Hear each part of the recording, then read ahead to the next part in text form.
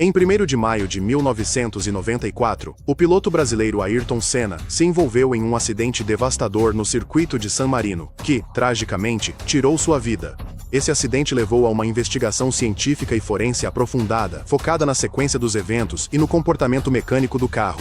Reunindo todos os dados verificados e fatos estabelecidos, faremos uma reconstrução técnica detalhada de como o acidente ocorreu e o que, em última análise, causou a morte de Ayrton Senna.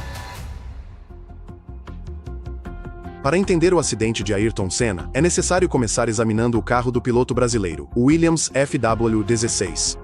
O carro de 1994 apresentava um design inovador, mas também era instável e difícil de pilotar, especialmente quando comparado aos seus predecessores. Após a proibição de auxílios eletrônicos ao piloto, como suspensão ativa e controle de tração, o carro passou a ser propenso a derrapagens súbitas e imprevisíveis, enquanto a dianteira sofria com problemas de aderência. Essa falta de confiabilidade técnica no carro foi o primeiro elo fraco em uma cadeia de falhas. No entanto, um dos fatores-chave teve origem nas corridas que antecederam o Grande Prêmio de San Marino, quando Ayrton Senna já havia expressado seu desconforto com a posição do volante dentro do carro. Ele sentia que não tinha controle ideal sobre o eixo dianteiro e solicitou aos engenheiros da Williams que modificassem a coluna de direção para aproximá-la do seu corpo. Sob a pressão da competição e sem tempo suficiente para projetar um novo componente, a equipe implementou uma solução provisória. A coluna de direção original foi cortada e uma luva metálica foi soldada à estrutura para atender ao pedido de Senna. Embora inicialmente planejada como um reparo temporário, essa modificação permaneceu no carro durante toda a temporada.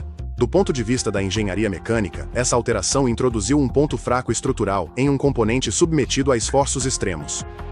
Em um carro de Fórmula 1, a coluna de direção suporta cargas severas devido às constantes vibrações, forças de torção e cargas aerodinâmicas transmitidas pelo chassi. Em uma junta soldada, esses esforços repetidos podem causar o que os engenheiros chamam de fadiga do material, onde fissuras microscópicas surgem na solda e se propagam gradualmente a cada ciclo de carga, até a falha súbita e catastrófica do componente. No domingo, 1º de maio de 1994, Ayrton Senna liderava o Grande Prêmio de San Marino quando, na 7ª volta, ao se aproximar da curva Tamburello, a solda da coluna de direção se rompeu. Essa falha fez com que o volante perdesse a conexão com a caixa de direção, resultando em uma perda total de controle sobre as rodas dianteiras. Apesar de a direção não responder mais, dados de telemetria e evidências coletadas na pista mostram que Senna tentou frear de forma decisiva. Marcas de derrapagem no asfalto e a análise da trajetória indicam que ele reduziu a velocidade de aproximadamente 190 milhas por hora para cerca de 130 no momento do impacto.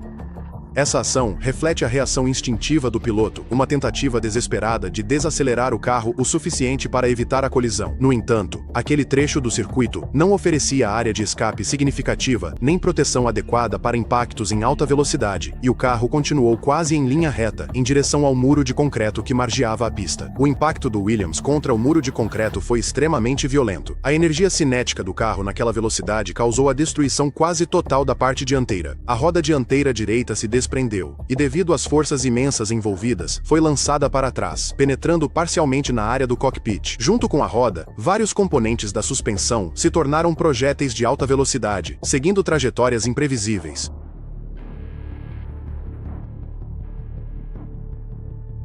A principal causa da morte de Ayrton Senna foi uma fratura basal do crânio na base do crânio, resultante do impacto do capacete contra o muro. Uma fratura basal do crânio é uma lesão extremamente grave que afeta a parte mais profunda e vulnerável da estrutura óssea que protege o cérebro.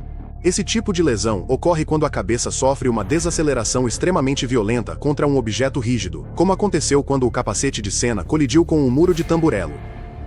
A força do impacto lançou sua cabeça violentamente contra o apoio de cabeça, causando múltiplas fraturas na base do crânio. Tais fraturas comprometem funções vitais do tronco encefálico e estruturas profundas do cérebro, prejudicando de forma crítica a respiração, a circulação e outros processos essenciais para a manutenção da vida. Diversas análises concordam que essa fratura basal do crânio, causada diretamente pela desaceleração extrema do acidente, foi a principal lesão fatal.